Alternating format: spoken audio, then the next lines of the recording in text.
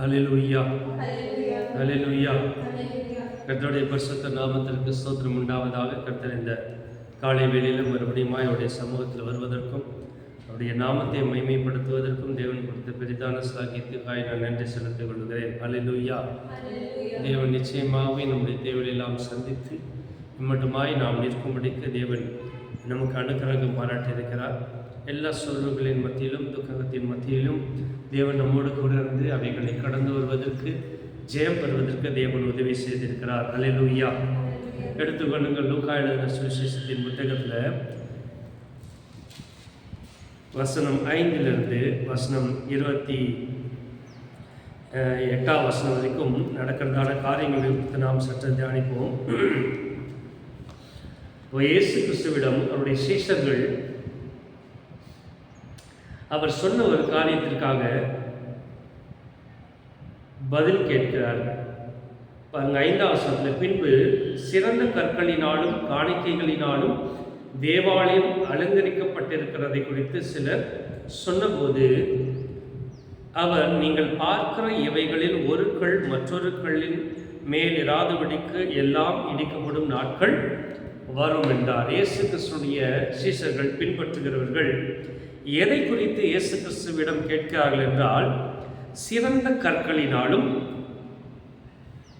காணிக்கைகளினாலும் தேவாலயம் அலங்கரிக்கப்பட்டிருக்கிறதை குறித்து சிலர் என்ன செய்தார்களாம். அப்போ தேவாலயம், எருசலேம் தேவாலயம் மிகவும் அழகாக அலங்கரிக்கப்பட்டிருக்கிறதை குறித்து, சிறந்த கற்களினால் கட்டப்பட்டிருக்கிறதை குறித்து இயேசுவிடம் அவரை பின்பற்றின சீஷர்கள் என்ன கேட்கிறாங்க, கேள்வி கேட்கிறார்கள். அப்போ இயேசுவினுடைய பதில் என்னென்று பார்த்தோம் என்றால், அவர், நீங்கள் பார்க்கிற இவைகளில் ஒரு கல் மற்றொரு கல்லின் மேல் இராதபடிக்கு எல்லாம் இடிக்கப்படும் நாட்கள் வரும் என்றார்.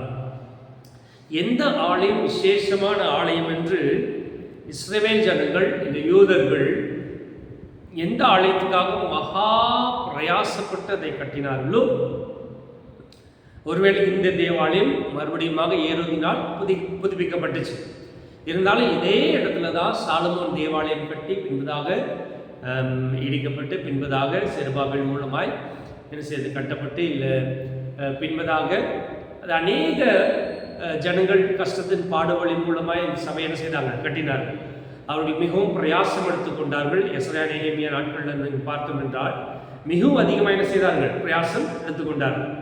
அப்போ இஸ்ரவேல் தேசம் முழுவதுமாக, விசேஷமாக எருசலேமில் இந்த தேவாலயத்துக்கு மிகவும் முக்கியத்துவம் கொடுத்து இதற்காக என்ன செய்தார்கள், இதன் மேல் மகா வாஞ்சியும் இங்கே பலி செலுத்துகிறதும் மற்ற எல்லா காரியத்தையும் என்ன செய்தார்கள், செய்து கொண்டே இருந்தார்கள். இப்போ இந்த சீஷர்கள் அவரை பார்த்து கேட்கிறாங்க,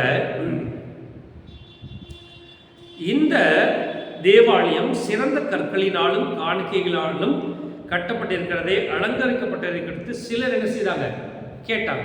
அப்போ இயேசு சொல்றாரு, நீங்க எதை மிகவும் விசேஷமா யோசித்து வருகிறீர்களோ, எது மிகவும் விசேஷமான காணிக்கைகளால் அலங்கரிக்கப்பட்டிருக்கிறதோ, எது மிகவும் விசேஷமான கற்களினால் கட்டப்பட்டிருக்கிறதோ அது கட்டாயமாக இடிக்கப்படும்.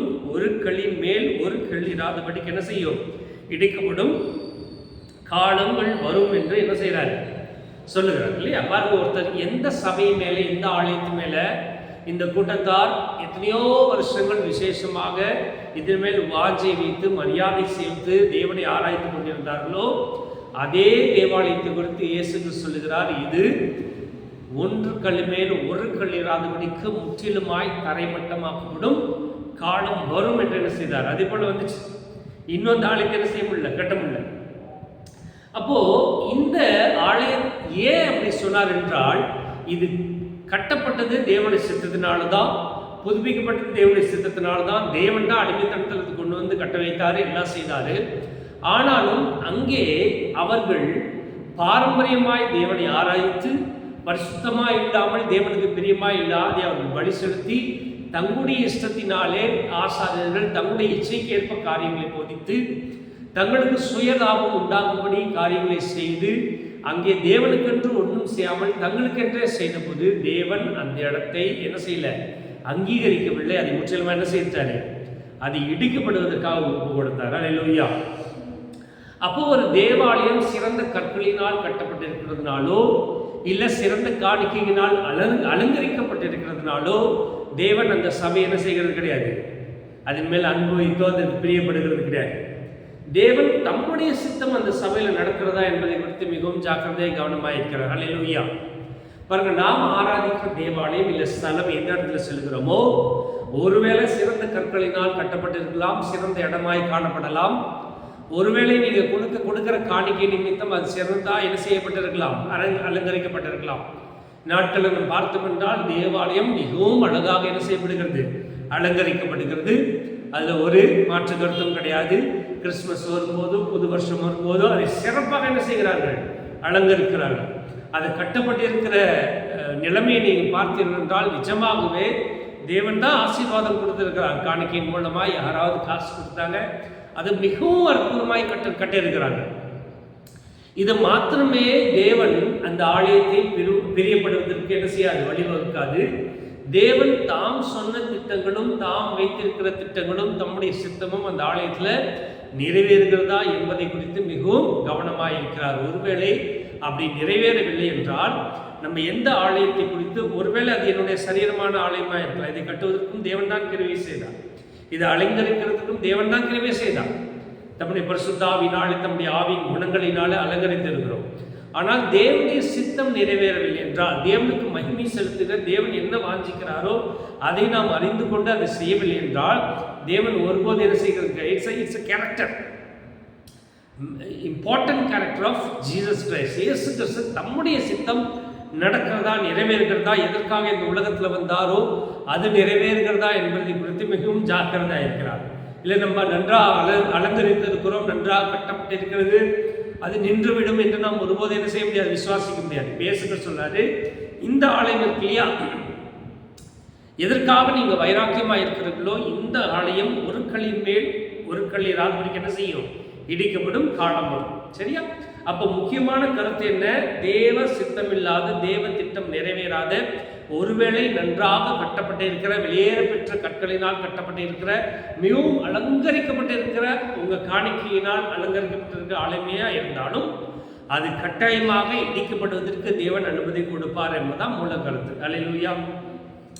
ஆனால் அது நடைபெறுவதற்கு முன்பாக என்ன நடக்கும்னு சொல்றாரு பாருங்க. அதே அதிகாரத்தில் என்ன நடக்குமா, 20ஆம் வசனத்தில், எருசலேம் சேனைகளால் சூழப்பட்டிருப்பதை நீங்கள் காணும்போது அதன் அழிவு சமயமாயிற்றென்று அறியும். அப்போ எப்போ அந்த தேவாலயம் கட்டப்படும், இடிக்கப்படும், எப்போ அந்த எருசலேம் முற்றமாய் அழிக்கப்படும், கடைசியாக ஒரு காரியம், ஒரு அடையாளம் நடக்கும். என்ன அடையாளம்? அந்த ஆலயம் இருக்கிற அந்த ஸ்தலம் முற்றிலுமாக எருசலேம் சேனைகளால் சூழப்பட்டிருப்பதை நீங்கள் காணும்போது அதன் அழிவு என்ன செய்யுமா? அப்ப தேவன் சொன்ன அந்த காரியம் எப்பொழுது நிறைவேறும் என்று சீஷர்கள் கேட்கிறார்கள். போதகரே, இவைகள் எப்பொழுது சம்பவிக்கும், இவைகள் சம்பவிக்கும் காலத்துக்கு அடையாளம் என்ன என்று கேட்டார்கள். அப்ப அதனுடைய கடைசி அடையாளம் என்ன, எப்பொழுது சேனைகளால் அப்படின்னா இஸ்ரவேல் அல்லாத அஞ்ஞானிகளால், மற்ற சேனைகளால் சூழப்பட்டிருப்பதை காண்பீர்களோ அப்பொழுது எருசலேமுக்கு கட்டாயம் என்ன வரும். இது எருசலேம்ல நடக்கும், ஏற்கனவே நடந்தது, வருங்காலத்திலும் கட்டாயமாக எருசலேமுக்கு நடக்கும். ஆனால் இப்போ அந்த இடத்துல என்ன கிடையாது, தேவாலயம் கிடையாது. அது நடந்துருச்சு. கிறிஸ்துவுக்கு பின்பாக 70ஆம் வருஷத்துல என்ன செய்யுச்சு, அது நடந்தது. அந்த எருசலேம் முற்றிலுமாய் தேவாலயம் தரைமட்டமாக மாட்டோம். ஆனால் மூல கருத்து என்ன, நீ இந்த நாட்களிலே நீ எந்த ஆலயம் தேவாலயம் கட்டியிருந்தாலும், எந்த இடத்துல தேவனுக்கு ஆராதனை செலுத்தும்படி இடத்தையும் நீ ஸ்தாபிச்சிருந்தாலும், உன்னுடைய காணிக்கைகளினால் அதை கட்டி அதை அலங்கரித்து வைத்தாலும், அது உன்னுடைய சரீரமாகிய ஆவிக்குரிய ஆலயமாக இருந்தாலும், நீ அதை நன்றாக அலங்கரித்து நல்ல ஆவியின் கனிகளால் வைத்திருந்தாலும், இல்லை நன்றாக கட்டி வைத்திருந்தாலும், அவைகளில் தேவனுடைய சித்தம் நிறைவேறவில்லை என்றால், பாருங்க, இயேசு கிறிஸ்து அந்த இடத்துல இருக்கும்போது அந்த தேவாலயம் அவருக்குரியதான். ஆனால் அந்த தேவாலயத்தில் இருக்கிற ஆசாரியர்கள் யாரும் ஏற்றுக்கொள்ளலை, இயேசு கிறிஸ்து ஏற்றுக்கொள்ளலை. அப்போ நம்ம கட்டியிருக்கிற அந்த தேவாலயம் நன்றாக இருந்தாலும் எந்த இயேசு கிறிஸ்துவாக இதை கட்டணுமோ, எந்த இயேசு கிறிஸ்து இதை கட்டுவதற்கு கிருபை பாராட்டினாரோ அவரை நான் ஏற்றுக்கொள்ளவில்லை என்றால், அவருடைய திட்டத்தின்படி செய்யவில்லை என்றால் கட்டாயமாக இது என்ன செய்யும்? இடிக்கப்படும் நாட்கள் வரும். இதனால அவருக்கு ஒரு பிரயோஜனம் கிடையாது. இந்த தேவாலயம் தேவன் தான் கிருபை செய்தார். அலங்கரிக்கப்படுவதற்கு, இது கட்டப்படுவதற்கு தேவன் தான் கிருபை செய்தார். ஆனால் இந்த தேவாலயத்தில் இயேசு கிறிஸ்துக்கு இடம் இல்லை, அவர் சித்தம் நிறைவேறவில்லை என்றால் இந்த ஆலயம் ஒரு நாள் என்ன செய்யப்படும்? இடிக்கப்படும். அது முக்கியமான கருத்து. இதில் எந்த சேஞ்சும் கிடையாது. இயற்கையாகவே அப்படிதான். நாம் ஒரு பானையை நாம் செய்யும் போது அந்த பானை அது நான் விரும்புகிறபடி அது நடக்கவில்லை என்றால், அது செய்ய முடியவில்லை என்றால் என்ன வச்சிருக்க மாட்டாங்க, அதை பத்திரமா வச்சிருக்க போறதில்லை. ஒரு ப்ராஜெக்ட் ஒர்க் செய்யும் போது அந்த ப்ராஜெக்ட் ஒர்க் நான் விரும்புகிறபடி அதை நான் செய்து முடிக்கவில்லை என்றால், நான் செய்து முடிச்சுட்டேன் ஆனால் நான் விரும்புகிறபடி அதை வேலை செய்யலை என்றால் அது என்ன செய்ய மாட்டேன், நான் டிஸ்மண்டல் பண்ணுவேன், அதை தவிர்த்து விடுவேன், எடுத்து போடுவேன், தனித்தனியாக எடுத்து போட்டுருவேன். அது இயற்கை குணம்.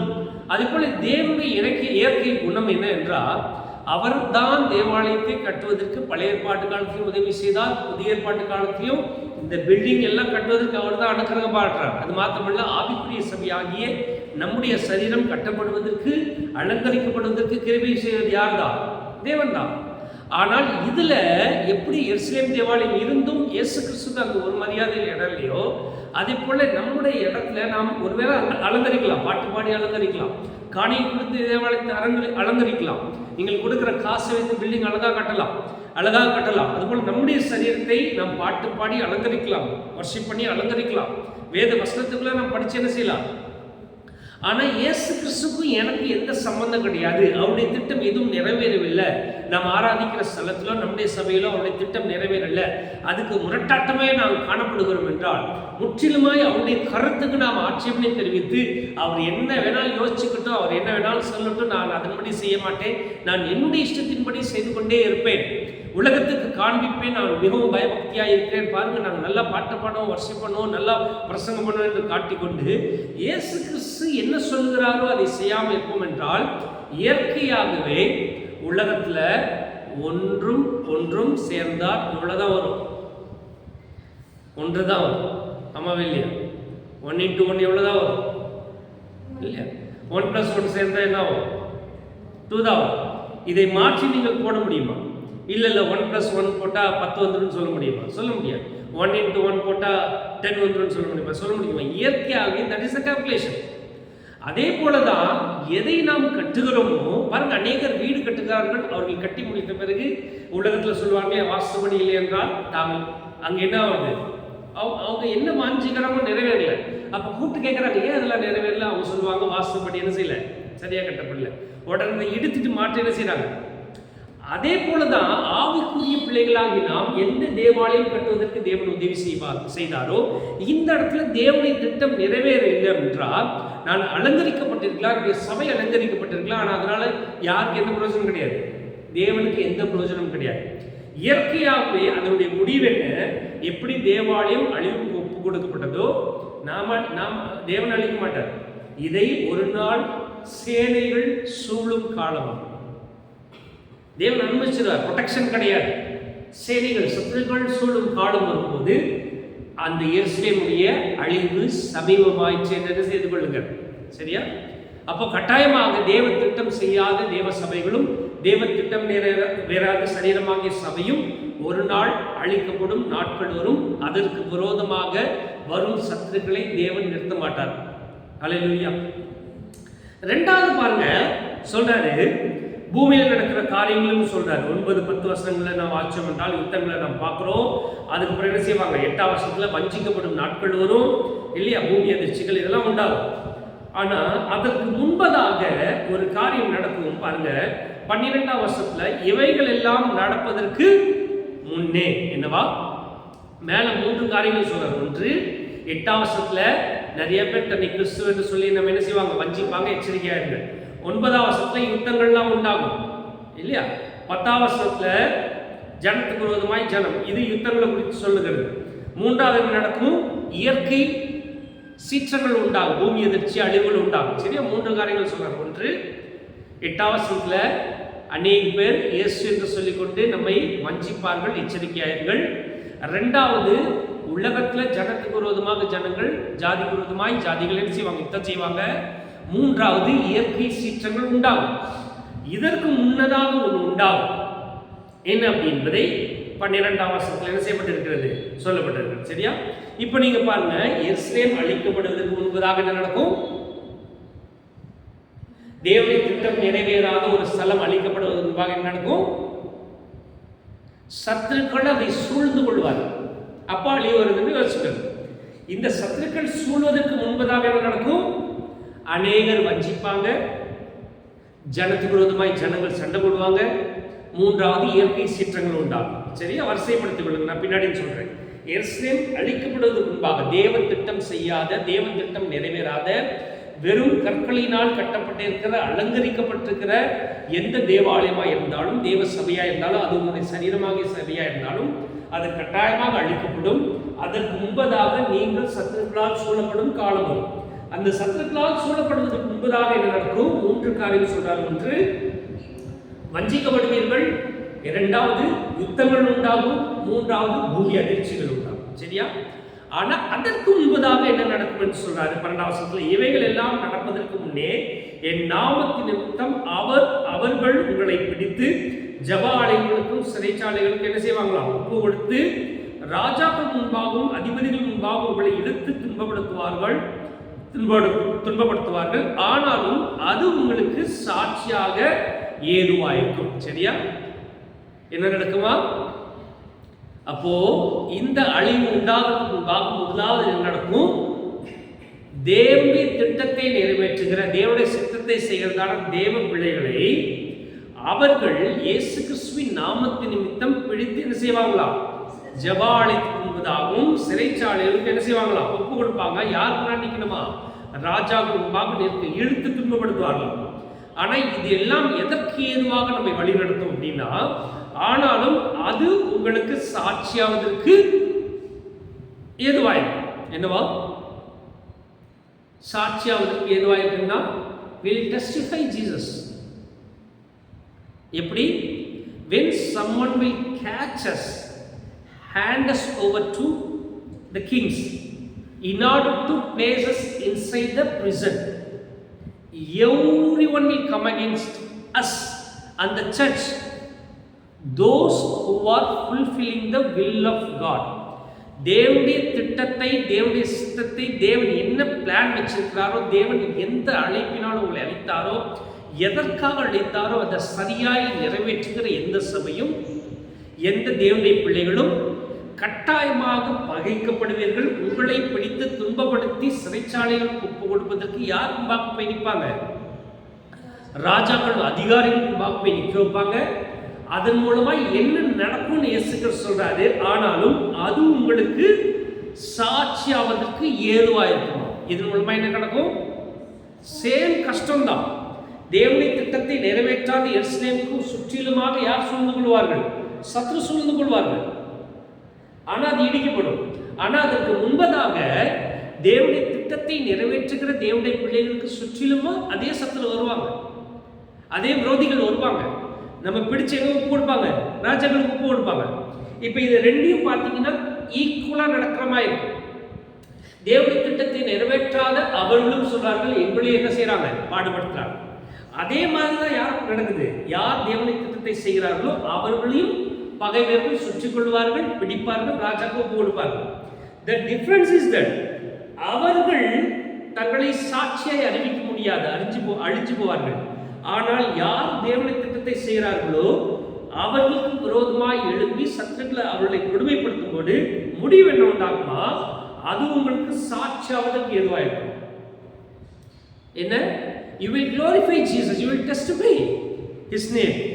அவர் யார் என்று சொல்வதற்கு வழிவகுக்குமா? எப்படியா? அடுத்த சொல்றாரு, ஆகையால் என்ன உத்தரவு சொல்லுவோம் என்று கவலைப்படாது இருக்கும்படி உங்கள் மனதிலே என்ன செய்து கொள்ளுங்களா? முதலாவது என்ன நிர்ணயம் கொள்ள வேண்டுமா? If I am harassed, if someone is coming against authorities, எனக்கு விரோதமா வராங்க, என்னுடைய சபையை கொடுமைப்படுத்துறாங்க, என்னை கொடுமைப்படுத்துறாங்க, என்னை பிடிச்சு கொண்டு அதிகாரமாக நிற்க வைக்கிறாங்க, நீ தேவனோட அனுதினமும் அவரோடு கூட பேசி தேவனுடைய திட்டத்தை நிறைவேற்றுகிற, தேவன் உனக்கு என்ன அழைப்பு கொடுத்தாரோ அதை நிறைவேற்றுகிற தேவனுடைய பிள்ளையாய், தேவனுடைய சபையாய் இருந்தால், நீ ஆராதிக்கிற கூடம் தேவனுடைய திட்டத்தை நிறைவேற்றுகிற கூடாரமாய் இருந்தால், உன்னை பிடித்த அதிகாரிகளுக்கு முன்பாக நிற்க வைக்கும் போது நீ முதலாவது என்ன சொல்ல வேண்டுமா? உங்களை விரோதிக்கிறவர்களில் ஒருவரும் எதிர்ப்பிற்கவும் கூடாத வாக்கியம் ஞானத்தையும் நான் உங்களுக்கு. அதற்கு முன்பாக சொல்லாது, என்ன பேச வேண்டும் என்று நீங்கள் ஒருபோதும் கவலைப்படாது இருக்கும்படி என்ன செய்து கொள்ளுங்கள், நிர்ணயம் பண்ணிக்கொள்ளுங்கள். Don't worry what you will speak in front of those authorities.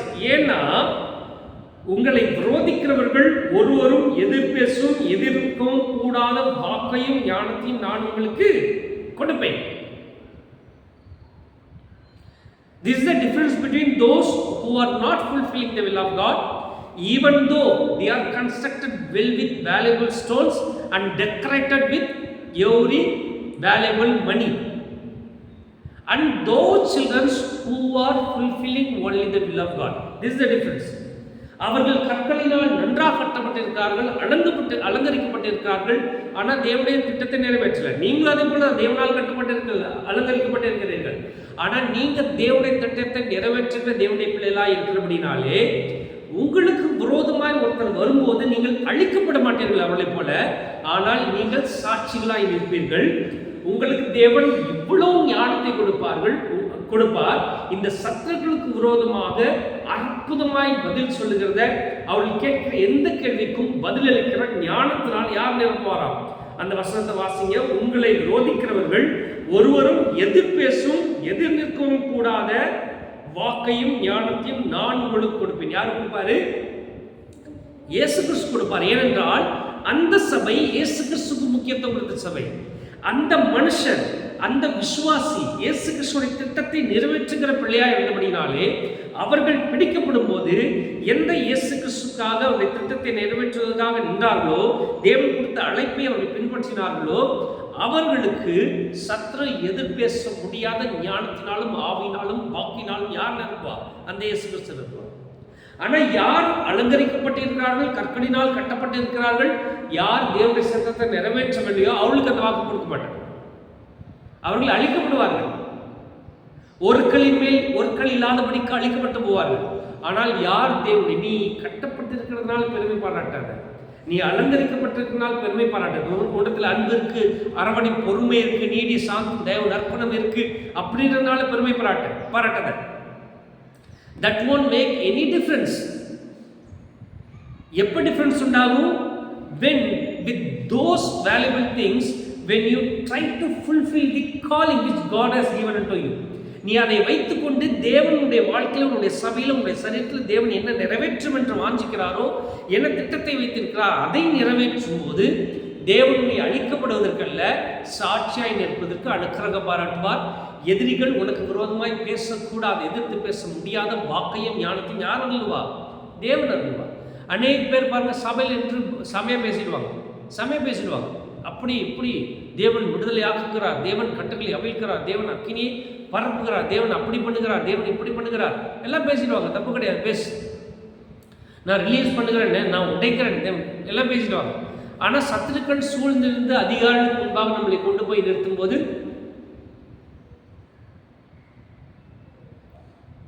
நிறைய பேர்ட்டு கேட்டு பார்த்துருக்கேன். இந்த சகோதரருக்கு நல்ல ஒரு தேவன் சான்ஸ் கொடுத்தார் இல்லையா? இப்படி அதிகாரிகள், நம்ம முக்கிய மந்திரி கூட ஏற்கனவே மரித்து போன ஃபார்மர் சீஃப் மினிஸ்டர் கூட நம்முடைய தேசத்தில் இருக்க ஒரு தேவ ஊழியருக்கு கடிந்து கொண்டாங்க. அப்போ அவரும் என்ன செய்யலை, போய் மன்னிப்பு தான் கேட்டு வந்தார்னு கேள்விப்பட்டேன். எனக்கு தெரியாது, அமைதியாக இருந்து வந்தார்னு கேள்விப்பட்டேன். இன்றும் கூட அநேகர் பிடித்து மக்களை துன்புறுத்தப்படுத்தும் போது தேவ ஊழியக்காரர்கள் ஏன் எதை காமிக்கிறாங்க? ஆனால் தேவன் அப்படி சொல்லல. God will give such a knowledge. தேவன் அப்படிப்பட்ட ஞானத்தையும் வாக்கையும் உனக்கு அருள்வாராம், எதிரிகள் பேச முடியாது. Then why children of God, servants of God are standing like this, keeping quiet? Why? இந்த காரியத்தை குறித்து நான் ஊழியக்காரங்கிட்ட சொன்னேன். சரி, ஆண்டவர் எவ்வளோ நல்ல ஒரு காரியம் சான்ஸ் கொடுத்துருக்கிறாரு கொடுமைப்படுத்தப்படுவதற்கு. வாயத்தோடு சொல்லியிருக்கலாமே, இயேசு கிறிஸ்துவ நேசிக்கிறார் பண்ணி அடிக்கட்டும் வாயில. ஜீசஸ் லவ்ஸ் யூன்னு ஒரு வார்த்தை சொல்லாங்க. பரிசுத்தா இயேசு கிறிஸ்து எப்படி பிறந்தார் மரியாள்? பரிசுத்தாவி. Open your mouth and say. ஆனால் நிறைய ஊழியக்காரங்க சொன்னேன் என்ன தெரியுமா, அந்த இடத்துல அமைதியாக இருந்தது தான் ரொம்ப ஞானமாக பண்ணாங்க. ஐ டோன்ட் நோ, நிறைய பேர் அதான் சொல்கிறாங்க. இல்லை அப்படி கிடையாது. எப்படி இங்கே பாருங்க, யார் தேவனுடைய திட்டத்தை நிறைவேற்றலையோ அவளை சூழ்ந்து கொள்ளும் நாட்கள் வரும், சத்ரு அழிக்கப்படுவார்கள். யார் தேவனுடைய திட்டத்தை நிறைவேற்றுவார்களோ, 2 பேரும் கட்டப்பட்டது ஒன்றாதான். அதான் வசனம் சொல்லுது, 2 பேரும் கட்டப்படுவாங்க. ஆனால் அக்கினி வரும்போது தான் தெரியும் நீ எதனால கட்டப்பட்டது. வைக்கோல்ல கட்டப்பட்டிருக்கிறியா, கல்லில் கட்டப்பட்டிருக்கிறியா, மணலின் மேல் கட்டப்பட்டிருக்கிறியா, கற்பாறையின் மேல் கட்டப்பட்டிருக்கிறது உண்மைதான், அலங்கரிக்கப்பட்டிருக்கிறது உண்மைதான். ஆனால் அக்கினி வரும்போது ஒரு கூட்டத்தார் அழிந்து போவார்கள், ஒரு கூட்டத்தார் நிற்பார்கள். ஏனென்றால் இயேசு கிறிஸ்து சொன்னார், நீ என்னுடைய திட்டத்தை நிறைவேற்றதுனாலே உனக்கு வாக்கையும் ஞானத்தையும், ஒருவரும் எதிர் பேச முடியாத வாக்கையும் ஞானத்தையும் கொடுப்பேன் என்றால் சொல்றார். ஹல்லேலூயா. சரியா? அடுத்தது என்ன சொல்றார் பாருங்க, 2வது விசேஷமான காரியம் நிறைவேறும். வசனம் சொல்லுது, பெற்றோராலும் சகோதராலும் பந்து ஜனங்களாலும் சிநேகிதராலும் காட்டி கொடுக்கப்படுவீர்கள். உங்களில் சிலர் என்ன செய்வாங்களாம்? கொலை செய்வார்கள். என் நாமத்து நிமித்தம் எல்லாராலும் பாய்க்கப்படுவீர்கள். அடுத்தது என்ன நடக்கும்னு சொல்றாரு, யார் தேவனின் திட்டத்தை நிறைவேற்றலையோ, யார் நன்றாக அலங்கரிக்கப்பட்டிருக்கிறார்களோ அவர்களுக்கு விரோதமாக பகை வரும், பகைவர்கள் எழும்புவார்கள். யார் தேவனின் திட்டத்தை நிறைவேற்றார்களோ, தேவனுடைய சித்தத்தின்படி நடக்கிறார்களோ, தேவனுக்கு முக்கியத்துவம் கொடுக்கிறார்களோ, இயேசு கிறிஸ்துவின் நாமத்தை உயர்த்துகிறார்களோ, சபை பரிசுத்த சபை கட்டுப்படுவதற்கு தேவனோடு கூட டிராவல் பண்றார்களோ அவர்களுக்கு விரோதமாகவும் பகை வரும். எப்படிப்பட்ட பகை? வெளியில இருந்து கிடையாது. Your own family will come against you. Your own children will come against you. வசனம் சொல்லுது, பெற்றோராலும் சகோதரனாலும் பத்து ஜனங்களாலும் சிநேகிதராலும் காட்டி கொடுக்கப்படுவீர்கள். முதலாவது இடமே யார்தான்? நாளைக்கு அப்போ அபிஷேகம் பெற்று தேவனுடைய சித்தத்தை சரியா சொல்லலாம். காட்டி கொடுக்கறது யாரு? பெற்றோர் தான் ஃபர்ஸ்ட் இம்பார்ட்டன்ஸ் கொடுக்கிறாரு. Then we will know that he is doing the will of God. அதை வைத்து கண்டுகொள்ளலாம் நீ என்னத்தை நிறைவேற்ற. சிம்பிள். வசனம் இயேசு கிறிஸ்து சொல்றாரு, முதலாவது பெற்றோர், 2வது யார் வருவாங்களாம்? சகோதரர், 3வது பந்து ஜனங்கள். இவங்களாம் வந்தா அழகா புரிஞ்சு கொண்டு நீ யாருடைய திட்டத்தை நிறைவேற்ற. நீ வெறும் கட்டப்பட்டவன் கிடையாது, நீ வெறும் அலங்கரிக்கப்பட்டவன் மாத்திரம் கிடையாது, நீ தேவனுடைய சித்தத்தை நிறைவேற்றுகிற பாத்திரம் ஆகையால் அவர்களுக்கு பகைவர் எழும்புகிறது போல உனக்கும் எழும்புவார்கள். டிஃபரன்ஸ் இஸ் தட் அங்க சத்துருக்கள் எழும்புவாங்க, இங்க யார் எழும்புவா? உன் வீட்டாரே உனக்கு சத்துரு. They will come against you. Sometimes you may be killed. அவங்க சொல்லுவாங்க, பாருங்க நான் இன்னும் சத்துரு வராங்க, நான் சண்டை போட்டுட்டே இருக்கோம், பட் உன்னை கொண்டுட்டாங்க பாருங்க. மக்கள் என்னை புரிஞ்சு கொள்ள மாட்டாங்க, அவனை தான் சரின்னு புரிஞ்சு கொள்வாங்க. யாரும் கட்டப்பட்டிருக்கிறார்களோ, யார் அலங்கரிக்கப்பட்டிருக்கிறார்களோ, யார் தேவனுடைய திட்டத்தை நிறைவேற்றாமல் தங்களுடைய டெனாமினேஷன் உண்டாக்கி நடத்திட்டு இருக்கார்களோ, நல்ல பாட்டு, நல்ல நல்ல எல்லாம் fine, but God's will is not fulfil. அவங்க சொல்லுவாங்க, பாருங்க எல்லா விதத்திலும் தேவன் எங்களுக்கு உதவி செய்யறாங்க, இன்னும் என்ன செய்யல, தோத்து போகல. ஏன்? ஒன்று பாரு, தேவனுடைய சித்தம் அவருடைய சத்தத்தை கேட்கணும்னு சொல்லி செஞ்சுட்டு இருக்கேன், ஒன்று போட்டாங்க ஒன்று. That is the difference. அது இயேசு கிறிஸ்துவே ஆனாலும் பண்ணுவாங்க. பெருமை பாராட்டுறவன் யார் தான்? அவன் ஞானத்தை, உலக ஞானத்தை யூஸ் பண்ணி அங்கங்கே போயிட்டு என்ன பண்ணுவான்? தப்பிச்சிடுவான். ஆனால் இயேசு கிறிஸ்து ஆனாலும் கொல்லப்படுவாங்க, சீசர் ஆனாலும் கொல்லப்படுவாங்க. அதுதான் உலகத்துக்கு வித்தியாசம் தெரியல. பெருமை பாராட்டுறாங்க, தேவன் என்னை விடுவித்தார், நான் அப்படி பண்ண இப்படி பண்ண, ஒரு ஆஃபீஸில் போயிட்டு நான் கர்த்தர் அனுக்கிறவங்க பாருங்க, எல்லாம் ஓகே ஃபைன். அதனால என்ன மீனிங் கிடையாது, நீ தேவனுடைய திட்டத்தை நிறைவேற்றுறது கிடையாது. தேவனுடைய திட்டம் is very important. Doing according to the will of God, as per your calling, as per your appointment. Many children of God, many pastors, servants of God, they do not know what is the calling. அவங்களுக்கு என்னன்னே தெரியல. Just they will become a pastor and start a church. மக்கள் வராங்க நிறைய. There is no growth in the church. There is no spiritual development, but still the print of peoples. பாட்டு பாடுவாங்க, நல்லா பாடுவாங்க, ஒர்ஷிப்லாம் பார்க்கும்போது அந்த யூடியூப்லாம் பார்ப்பேன். ஜெபிக்கலாமா அப்படின்னா எல்லாரும் என்ன சத்தம் கல கல கல கல கல கல கலன்னு வருது. அநேக தேவ ஊழியக்காரனுடைய நாவலிருந்து அந்நிய பாஷைகள் வரது கிடையாது. ஏன் ஆண்டவர்கிட்ட ஏன் நீ பெற்றுக்கொள்ளலை? ஏன் மற்றவன் பேசுகிற மாதிரி பேசி பழக்கப்படுத்துகிறவன? நீ பேசுகிற வார்த்தையில் ஒரு வார்த்தையுமே கிடையாது. உனக்கே அருவருப்பாக வெக்கமாவும் இல்லையா? வளரன்ட்டு கொஞ்சம் ஆல்ரெடி சமத்தில் கேளு. ஃபாதர் ஓப்பன் மைட்டாங்க, கிளியர் மைட்டாங்க, so that I may speak heavenly languages. நீ கேட்குறது கிடையாது. உனக்கு என்ன கூட்டம் சேர்ந்துருச்சு? They not fulfilling the will of God. ஒரு ஊழியக்காரன் முன்னாடி நின்று கொண்டு ஒரு வாயிலிருந்து அந்நிய பாஷை சரியாய் பேச முடியலன்னு அடையாளம், பிரஸ்தாவை பெற்றுக்கொண்டு அடையாளம். 1ஆம் நூற்றாண்டு. இப்போ நீ இல்லைன்னு சொன்னால் கூட எனக்கு ஒரு கவலை கிடையாது. வசனம் தான் சொல்லு. பாஷைகளை பெற்றுக்கொண்டாரு, உன்னால பேச முடியல.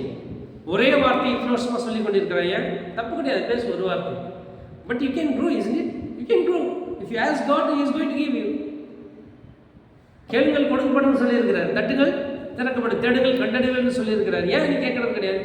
ஒரே வார்த்தை வருது, உனக்கு வெக்கமா இல்லையா? இப்படி கொஞ்சம் கூட எழுதிய குத்தலையா? உனக்கு கஷ்டமா இல்லையா? They are not anointed children of God.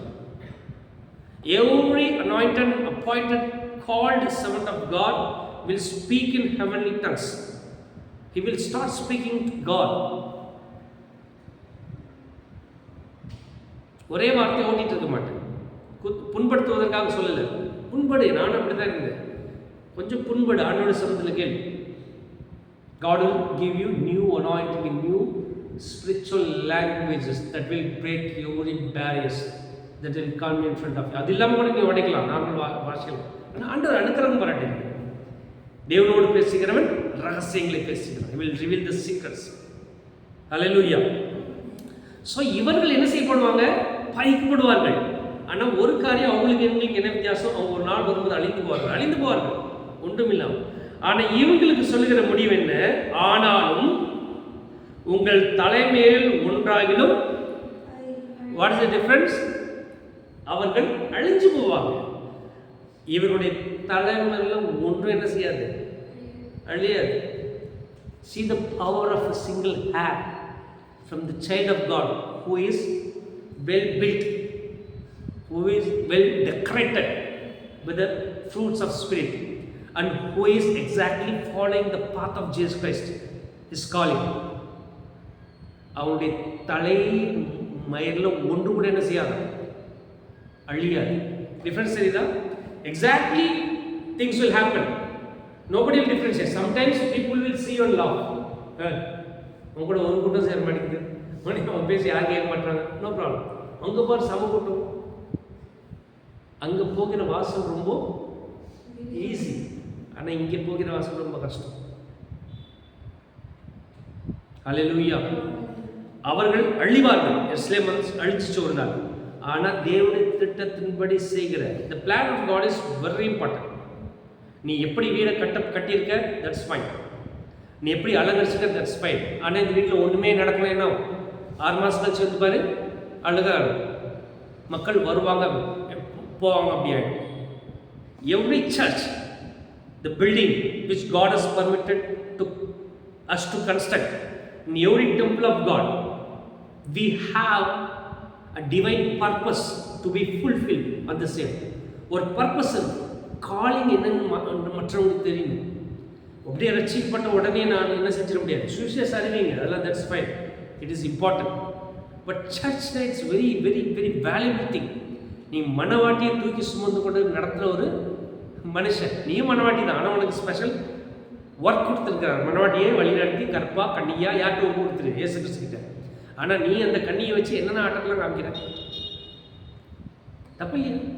அந்த கண்ணிக்கு வச்சு உன் கையில் நான் என் பொண்ணை ஒப்பு கொடுத்துட்டு போனால் நீ எப்படியா செய்வேன்?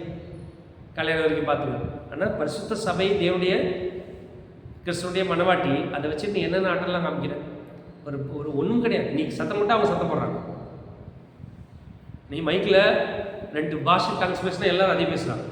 இல்லை, அப்படி கிடையாது. இத்தனை கூட்டம் உனக்கு கொடுத்துருக்காங்களே, tongues as them to sit in the உங்களுக்குள்ள ஃபயர் போடும்.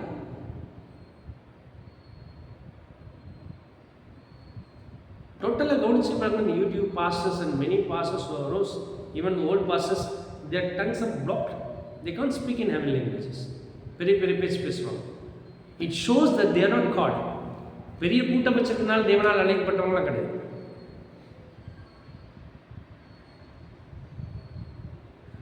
மொர்தெகாய் இவ்வளோ பிரயாசப்பட்டாலும் he was not the one who saved Jews staying in 127 countries. It was Esther. பிறகு பாராட்டலாம், நீ மொர்தெகாய் மாய் அப்படி இப்படி பண்ணியாச்சு. ஜஸ்ட் ஸ்டார்டிங் தான் உன்னுடைய வேலை. ரிமைனிங் பண்ணது யாரு? That female who stayed in the presence of God and fasted, would be able to deliver Jews from 127 countries. Hallelujah. Leave space for them, because அவங்ககிட்ட தான் தேவனுடைய அழைப்பு. அநேக ஊழியக்காரங்க தேவனுடைய அழைப்பு கிடையாது. தேவன் என்ன அழைப்பு வச்சிருக்கிறாரு? ஓ மூலமாக வருகிற ஒரு சந்ததி எழும்புன்றதுக்காக ஒன்று அழைச்சி வச்சிருக்காரு. நீ பெரிய பாஸ்ட் ஆகிட்டு உட்காந்துருக்கிறது கிடையாது. நீ உன் பையனை நல்லா வளர்த்துக்கு ஊழியக்காரனை எழுப்பி விட்டுருவோம். ஏன்னா அவன் மூலமாக தான் தேவனுடைய திட்டம் நிறைவேற்று. நீ ஒரு சர்ச்சை நடத்திக்கிற, பெரிய கூட்டத்தை உட்காந்துக்கிற, பையன் என்ன செய்யறது கிடையாது. வாயிஷ்டத்தின்படி நடத்துகிற. நான் இறந்த பிறகு இந்த சபையை நடத்துவதற்கு அவனை ஆயத்தப்படுத்துறேன் இல்லை.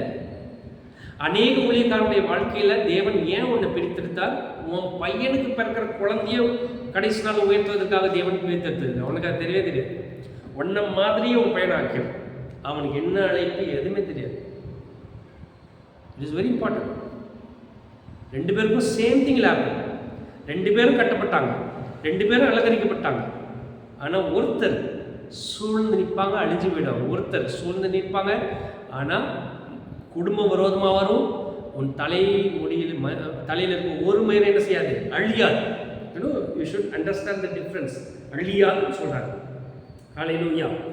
இப்போ தான் சொல்கிறாரு, எருசலேம் சேனைகளால் சூழப்பட்டிருப்பதை நீங்கள் காணும்போது என்ன செய்யுமா? சரியா? இப்போ புரியுதா என்ன நடக்கும்ட்டு?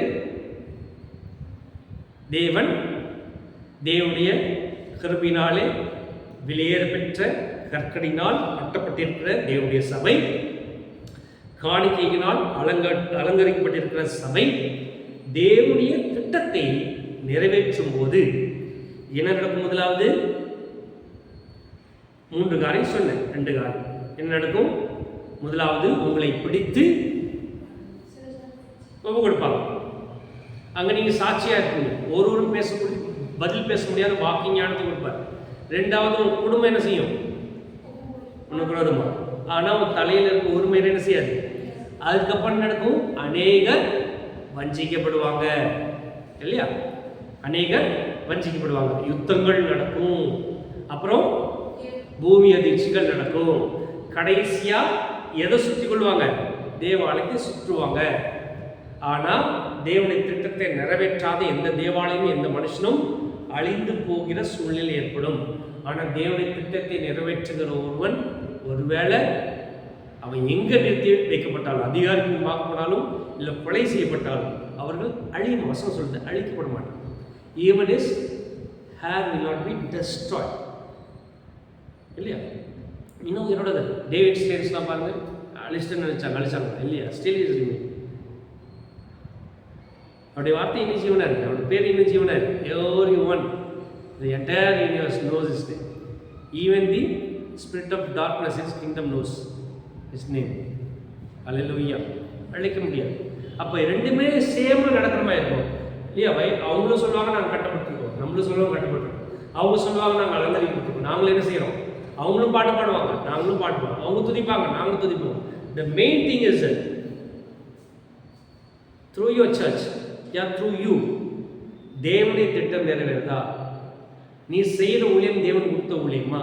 உன்னுடைய அழைப்பு சரியா இருக்கா? அபிஷேகம் சரியா இருக்கா? ஹல்லேலூயா. சரியாய் நடத்தியா? வளர்ச்சி இருக்கா? இல்லை குந்தி குந்தி தான் நடக்கிறீங்களா? தேவ தர்ஷனுடைய வாழ்க்கையில் இருக்கா? தேவனுடைய சத்தம் உனக்கு கேட்குதா? சும்மா எதாச்சியா பிரசங்கம் பண்ணும்போது சொல்றதில்லை, இப்பொழுது நான் தேவனுடைய சத்தத்தை கேட்கிறேன், தேவன் சொல்லுகிறான், இப்பொழுது தேவனுடைய காணுகிறேன். அதெல்லாம் பழக்க தோஷத்தில் இப்போ எல்லாரும் ஏமாற்ற ஆரம்பிச்சிட்டாங்க.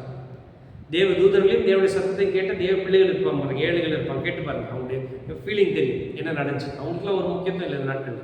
சும்மா மைக் இருந்து தேவன் வருகிறார், தூதர்கள் வருகிறாள், இப்பொழுது தேவனுடைய சத்தம் விடைபடுகிறது அப்படின்னு பழக்க தோஷத்தில் பேசுறவங்க தான் பெரிய ஆகிட்டாங்க. ஆனால் வசனம் சொல்லுது, அவர்களை சத்துருக்குள் சூழ்ந்து கொள்வார்கள். அது அழிக்கப்படும். எப்படி அழிக்கப்படும்? ஒரு கல்லின் மேல் ஒரு கல்லில்லாதபடி அழிக்கப்படும். ஆனால் தேவனுடைய சித்தத்தை திட்டத்தை நிறைவேற்றுகிறவர்கள் சூழ்ந்து கொள்ளக்கூடாதவர்கள் கொலை செய்யப்படுவாங்க சம்டைம்ஸ். பட் ஆண்டவர்களுக்கு ஞானத்தை கொடுப்பார், வாக்கை கொடுப்பார். உன் தலையினருக்கு ஒரு முடி என்ன செய்யாது, அழிக்க முடியாது. அல்லேலூயா. அப்படி பேர் என்றென்றும் இயேசு கிறிஸ்துவே அழிச்சு நிறைய பேர் யோசிச்சாங்க. ஆனால் இன்னும் அப்படி இருக்கிறார், ஜீவனோடு இருக்கிறார். அல்லேலூயா. நீ கூப்பிடும்போது வருவார். அல்லேலூயா. சரியா? அப்போ நாம் நன்றாக கட்டப்பட்டிருக்கிறோம். தேவனுடைய ஆலயம் தான் நம்ம அலங்கரிக்கப்பட்டிருக்கிறோம் அவருடைய ஆவினாலே. ஆனால் இது ரெண்டையும் வைத்துக்கொண்டு இந்த இடத்துல தேவனுடைய சித்தம் நிறைவேறும். We should hear from him, know his voice. என்ன சொல்லுகிறார், என்னை ஏன் பிரித்தெடுத்தார், என்ன செய்கிறார்? நான் சும்மா வந்தோம் உடனே பிரசங்கம் பண்ணுறதுக்கு இல்லை, உடனே சர்ச்சை நடத்துக்கிறது கிடையாது.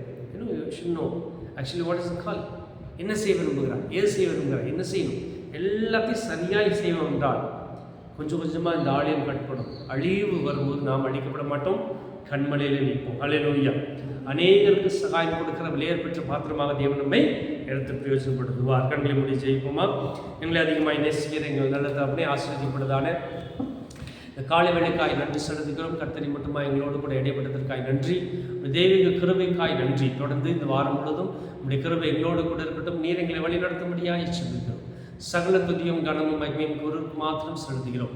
என் பரிசுத்த நாமத்தினாலே எல்லாவற்றையும் வேண்டுகிறோம் எங்கள் ஜீவனில் நல்ல பிதாவே. ஆமென். ஆமென். ஆமென்.